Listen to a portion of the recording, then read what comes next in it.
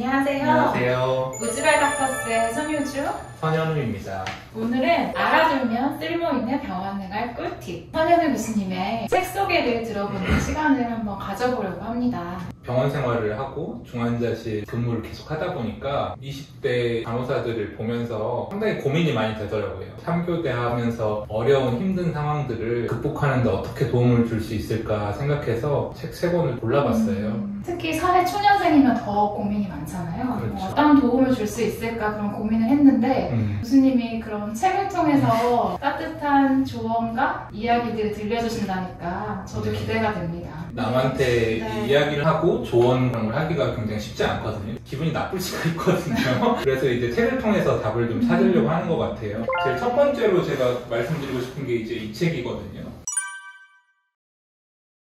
미셸 오바마라고 들어보셨나요? 버락 오바마 씨 맞습니다. 남편. 네, 버락 오바마의 퍼스트 레이디로 해서 8년간 이제 백악관에 계셨던 분이고 이번에 자기만의 빛이라는 책을 읽으면서 미국에서 소수자의 삶이거든요. 어떻게 자라왔고 어떻게 극복해갔고 완전하게 해답을 제시하는 게 아니라 자기도 이런 어려움이 있었고 어떻게 성장해 나갈 수 있었다. 모두가 자기만의 빛을 좀 찾아봤으면 좋겠다라는 진심 어린 조언이 담긴 책이라고 생각을 해요. 이 미셸 오바마가 책 제목으로 말했던 자기만의 빛은 어떤 거였나요? 어렸을 때 아버지에게 배웠던 교육, 사회적 차별을 겪었던 이야기들, 그리고 실제로 대통령이 돼서도 굉장히 스트레스를 많이 받았다고 해요. 왜냐면은 첫 번째로 화이트하우스에 입성한 흑인들이 되는 거거든요. 실제로 많은 감시를 받았다, 굉장히 압박을 받았다, 뭐 그런 이야기들이 많이 있고요. 중심을 가지고 있지 않은 사람들은 견디기 힘든 일일 것 같거든요. 이런 사람들이 소소하게 작은 일들 하나하나 해나가면서 가족들, 친구들 이런 관계들을 소중하게 여겨가면서 극복하는 이야기. 그리고 이분들이 TV로 보면 척척 해나갈 것 같지만 실제로 그렇지는 않거든요. 자기가 뒤에서 얼마나 떨었는지, 전당대회 발표하기 전에 얼마나 거절하고 싶었는지, 얼마나 올라가기 싫었는지 그런 에피소드들이 쭉 담겨 있습니다. 그래서 이렇게 팬시해 보이고 좋아 보이는 사람들도 어두운 구석이 있고 힘든 점을 헤쳐나오는데 쉽지 않았다. 그걸 아는 것만으로도 위안이 되는 것 같아요. 삶을 살아가면서 순간순간 어려움도 있고 벽에 부딪힐 때가 많잖아요. 그렇죠. 그럴 때마다 자기만의 중심을 가지고 헤쳐나갔던 그런 이야기를 담고 있는 책이라고 보면 되는 건가요? 맞아요. 그게 이제 본인이 생각했던 빛, 그러니까 빚쟁이 빛 말고 특히나 여자로서의 삶, 가정, 어떤 주부, 아이를 기르면서의 삶, 대통령을 보는 부인으로서의 삶이 또 내밀하게 담겨 있거든요. 그래서 이런 시선이 있을 수 있겠구나라는 생각이 들더라고요. 저도 꼭 읽어보고 싶네요. 뭔가 자존감 있는 여성으로 성장하는 그런 자기 이야기를 담은 책일 것 같아서 맞아요. 저도 꼭 한번 읽어보겠습니다. 두 번째 책은 한 개의 기쁨이 1000개의 슬픔을 이긴다라는 책이죠. 조우성 변호사님이라고 변호사 생활을 25년, 30년을 하면서 에피소드를 바탕으로 한 에세이집인데요. 우리에게는 이제 우영우 원작 소설로 잘 알려져 있는 책입니다. 제가 이걸 한번 해보고 싶었어요. 기러기 토마토 스리스 인도인 별똥별 우영우. 아, 네. 뭐죠? 저는 안 봐가지고 우영우를 안 봤어요.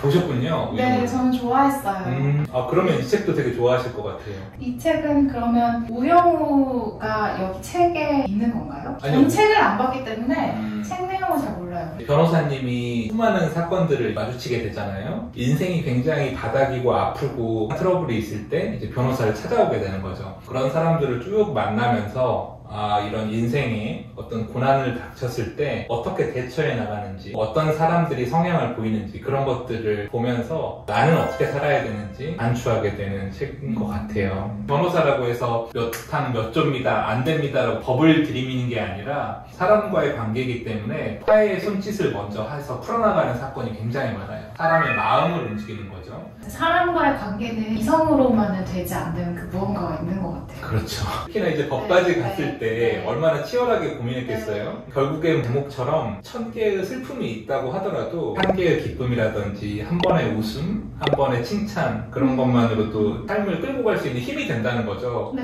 그래서 병원 생활도 마찬가지인 것 같아요. 출근을 어렵게 해서 컴플레인하는 환자, 보호자들, 해결 안 되는 문제들, 어려운 수술들 이렇게 만나지만 결국엔 주변 사람들 좀 돌아보고 따뜻한 말을 한마디씩 건넬 수 있다면은 한 순간만으로도 그 하루를 살 만한 가치가 되거든요. 삶의 태도에 관해서 좀 배울 수 있는 그런 책이었던 것 같습니다.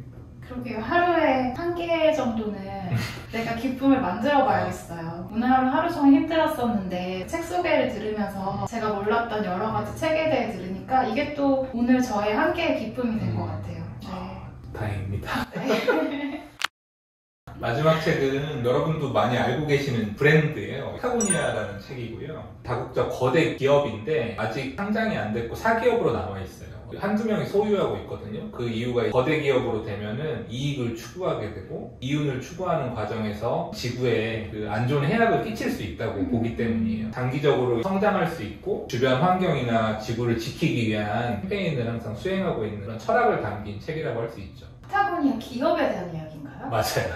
작은 기업으로 만들어졌지만 성장해 나가면서 지구를 아끼고 자연과 함께 공존하는 그 가치를 담은 책이 이 책이 맞아요. 정리를 잘했어요. 저보다 더 정말 제가 하고 싶은 말이 그 말인데 재밌는 사진들도 되게 많아요. 그래서 이게 계속 읽히거든요. 뭐 초기 기업이라든지 뭐 이렇게 자기가 어떻게 일을 했다든지 이런 것도 읽혀서 아웃도어 스포츠나 이런 걸 좋아하시는 분들도 재밌을 것 같아요. 이렇게 형광펜으로 칠해 놓으셨어요. 목표를 파악한 후에는 목표에 대해서 읽고 과정에 집중해야 된다고 써 있었는데 이게 본인의 그 생각과 잘 맞는 거라서 이렇게 유튜브도 그렇지만 네. 구독자 1000명, 2000명이 돼야겠다 하면은 목표에 너무 매달리는 경우가 있거든요. 그러다 보면 자극적으로 가게 되고 그런 경우가 있는데 예를 들면 단순히 그 목표에 집착하는 게 아니라 좋은 영향을 줘야겠다, 주변 환경에 신경을 써야겠다 그런 과정에 이제 집중하는 게 더 중요하다는 거죠. 그러다 보면 결과가 따라올 수도 있는 거고 안 따라오더라도 같이 보내는 시간이나 이런 자체가 의미가 있는 거거든요. 그래서 그 당시에 저한테 감동을 준 문구였던 것 같아요. 본인은 지구를 사랑한다고 생각하시나요? 굉장히 어려운 질문이죠. 왜냐하면 우리는 자본주의 사회에서 소비인으로서 역할을 네. 담당하고 있기 때문에 실제로 제가 집으로 옮기면서 건조기를 샀는데 이 책을 읽고 나서 건조기를 제가 쓰질 못하거든요. 건조기가 얼만큼 전기를 소모하고 옷감을 소모하고 지구를 망치는지에 대한 이야기가 한참 나옵니다. 일지병원도 굉장히 아끼는 걸로 유명하잖아요. 그래서 젊은 간호사들에게 좋은 지침이 되지 않을까.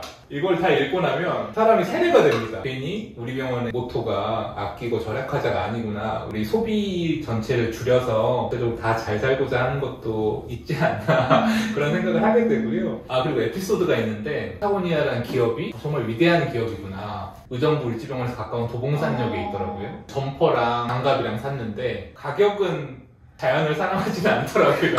바로 그 다음 주에 세일을 책 3권 저희가 이렇게 소개를 드려봤어요. 특히나 우리 병원에서 일하는 젊은 간호사분들, 첫 발을 디디신 분들에게 따뜻한 말 한마디를 이제 책을 통해서 드리고 싶었고요. 시간 있으실 때 읽으시면은 주변 사람들도 챙길 수 있고 본인들이 다른 사람의 인생을 통해서 배워가면서 한 발 한 발 디뎌가는 병원 생활을 좀 하셨으면 좋겠습니다. 끝까지 봐주셔서 감사합니다.